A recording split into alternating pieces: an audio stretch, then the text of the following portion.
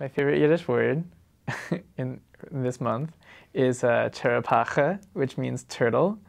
I needed to learn the word cherepacha when I had an assignment for my on Hebrews class, in which I needed to write about my mishpucha, and my father has a fixation on turtles.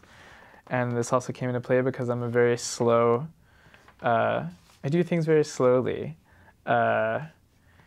Eat slowly and, I don't know, walk slowly and read slowly. So I sort of was able to reclaim my slow identity by appropriating this word cherepacha. And fortunately, I found other people in this program who are also self-identified cherepachas. It's kind of a thing now. Maybe a Facebook group is forthcoming, cherepachas.